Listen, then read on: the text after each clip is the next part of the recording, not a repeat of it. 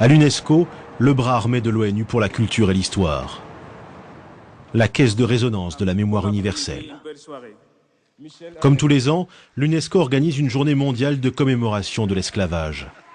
Mais dans les discours des orateurs, la traite décrite par Kessel, la traite vers le monde arabe, est absente. Je voudrais, au nom de l'UNESCO, vous remercier pour célébrer une des plus grandes tragédies de l'humanité, la traite négrière et l'esclavage.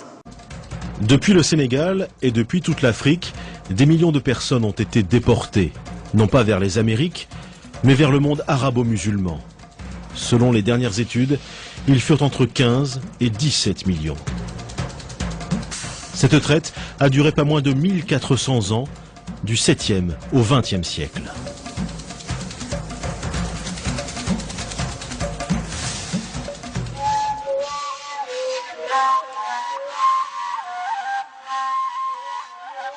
Une traite pourtant réduite à quelques légers pointillés sur la carte de l'UNESCO. Alors même que d'éminents historiens travaillent sur cette question. Salah Trabelsi est l'un des meilleurs spécialistes des traites musulmanes. Lui aussi est confronté régulièrement aux effets de l'ignorance. J'ai assisté récemment à un colloque au Maroc et un assistant donc au colloque qui a pris la parole pour dire écoutez, je ne comprends pas qu'on puisse en effet associer donc ou comparer l'esclavage en terre d'islam avec les autres formes d'esclavage, puisque chez nous donc les esclaves ont été toujours bien traités.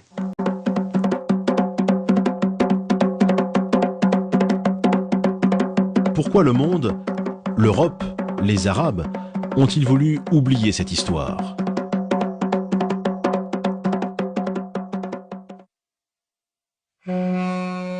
L'esclavage fut pratiqué depuis la nuit des temps par tous les peuples, égyptiens, romains ou grecs. Mais alors qu'en Occident, le christianisme y met fin, le monde arabe, lui, perpétue cette tradition.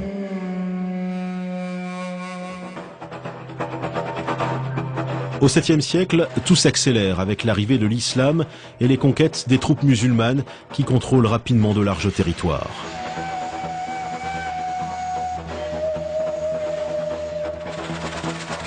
On sait que justement dès le début de l'islam, la crise ou la pénurie de main-d'œuvre était criante et que là aussi la conquête donc avait aussi comme motif, parmi les motifs de la conquête, il y avait aussi ce besoin de capturer des hommes et d'en faire des esclaves, d'en faire justement une main-d'œuvre donc susceptible d'être engagée dans les différents chantiers donc qui allaient être mis en place. À partir du 7e siècle, dans l'ensemble du monde musulman, les esclaves sont très vite omniprésents. Leur place est même plus importante qu'on ne l'a longtemps pensé. Loin des clichés sur les courtisanes ou les serviteurs des sultans.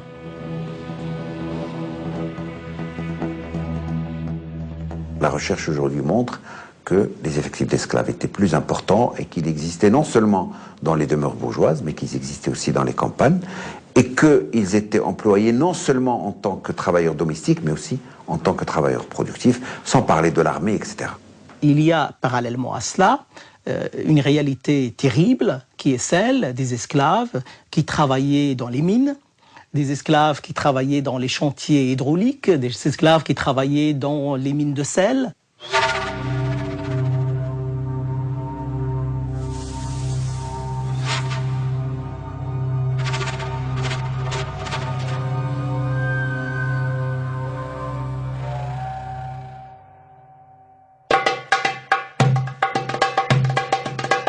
Avec le développement de l'empire arabo-musulman, la traite s'organise.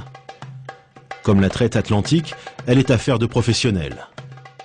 De puissants trusts régissent ce commerce, comme ceux du Caire. Dès le Moyen-Âge et jusqu'au XIXe siècle, il existe même un syndicat des négriers qui négocie des commandes publiques avec l'État.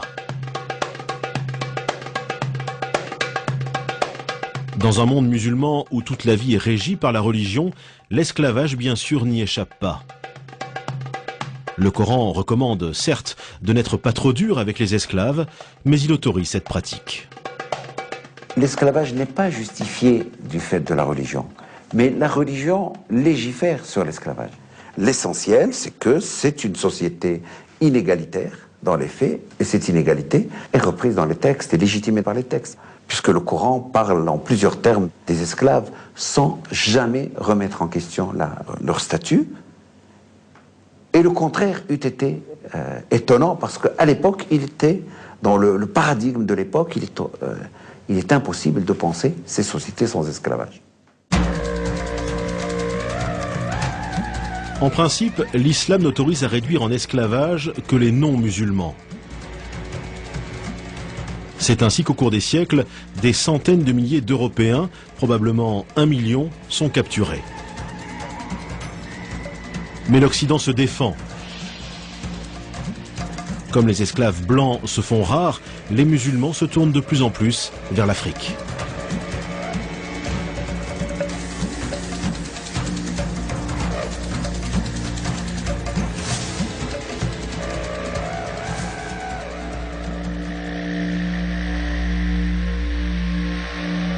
En Afrique, de nombreux Noirs sont musulmans. Or, on l'a vu, l'islam interdit de réduire en esclavage d'autres musulmans. Cette contradiction va être aisément surmontée. À mesure que le continent noir devient le principal réservoir d'esclaves, se développe un racisme qui justifie l'esclavage, comme dans la traite atlantique en somme. Il faut dire que bien avant que les chercheurs européens de l'anthropologie physique n'élaborent au XIXe siècle les théories raciales et fantaisistes que l'on sait, dans le monde arabe, on avait déjà figé dans le temps et de manière presque irréversible l'infériorité de l'homme nègre. Et cela par des érudits qui étaient respectés et très écoutés comme Ibn Khaldoun. Ibn Khaldoun, grand lettré du XIVe siècle, qui pourtant écrit « Les seuls peuples à accepter l'esclavage sont les nègres, en raison d'un stade inférieur d'humanité, leur place étant plus proche du stade animal. » Il est sûr qu'il y a, et là justement j'ai montré qu'il y a beaucoup de qualificatifs, beaucoup disons toute une vision du noir, de l'esclave, comme un être inférieur, etc. Il y a plusieurs termes en arabe. Pour dire esclave, on dit abd. On va dire ghulam, zinji, on va dire aswad. Alors, ce qui est intéressant, c'est que le terme de aswad veut dire noir. Hein? Zinji va également s'appliquer aux Noirs issus de la région, donc de l'Afrique orientale. Donc, on va progressivement assister à ce que la connotation régionale ou ethnique devienne l'équivalent d'esclave. Hein? Et encore aujourd'hui, dans les sociétés maghrébines, à titre d'exemple, dans le sud de la Tunisie, plutôt que de dire noir, on dit un esclave, on dit abd. Au nom de ces théories, l'Afrique connaît 14 siècles de chasse à l'esclave. Des attaques menées par des soldats dans le cadre de guerre ou par des bandes armées aux ordres de marchands.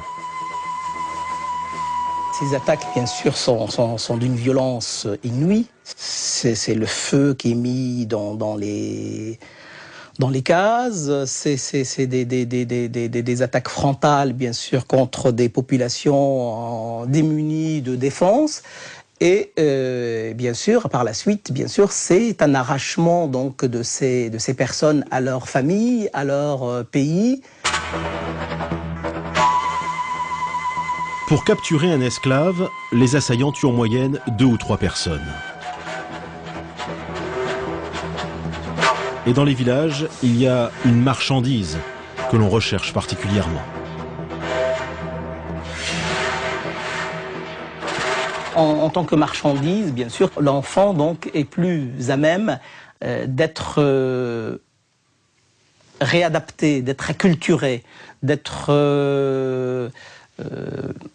maîtrisé, hein, alors qu'un adulte, il aurait tendance à ne pas accepter sa servitude.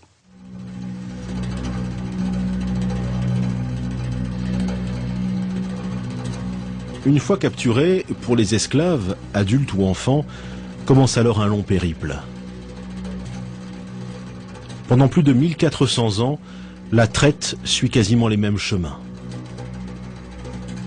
Si la route de l'Atlantique a laissé des traces dans l'histoire, le Sahara, lui, a effacé celle des esclaves. 7 millions de personnes y auraient transité sous la conduite de négriers appelés des galabes, des bouviers.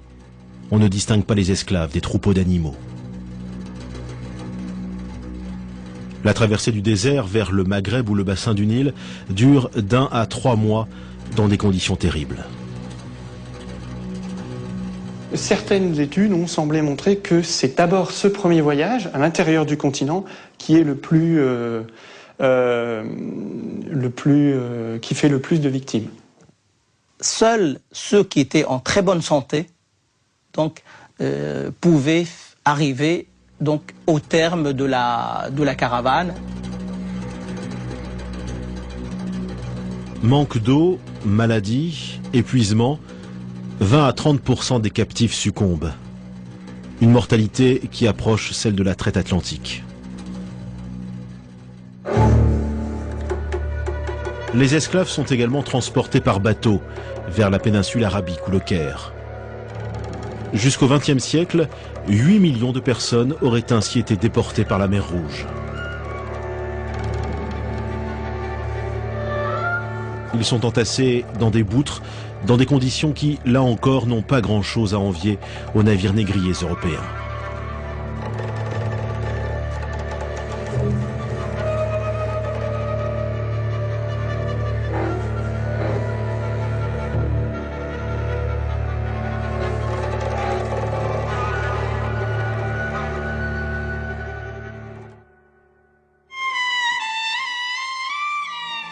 Les survivants arrivent vers les marchés aux esclaves du Caire, de Bagdad, d'Istanbul, de la Mecque ou de Tombouctou.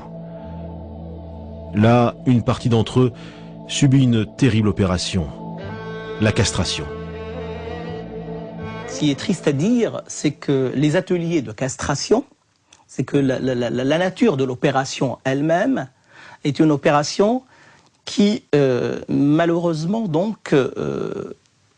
laisse très peu de chance pour l'enfant châtré. Donc l'espoir de survie de l'enfant sont quand même assez minimes. Les opérations de castration faisaient périr entre 70 et 80%. Ça vous donne une idée du massacre. Ce qui explique le prix très élevé également de l'eunuque sur les marchés.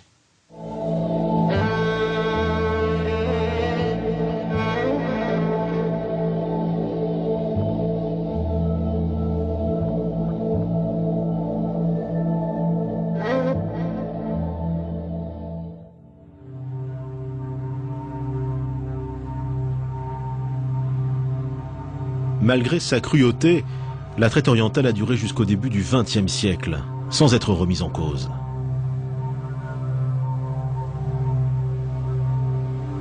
On passe alors des dessins à la photographie. En 1880, des voyageurs anglais découvrent et photographient ces bateaux chargés d'esclaves.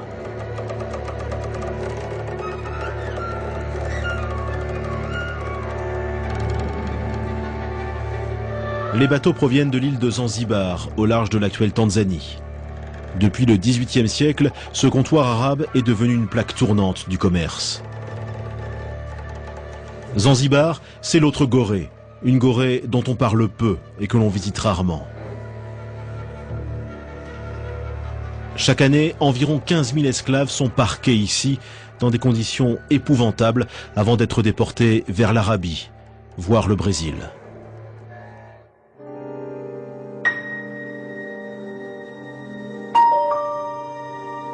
Ces photos prises à la fin du XIXe siècle donnent une idée d'une pratique ancestrale.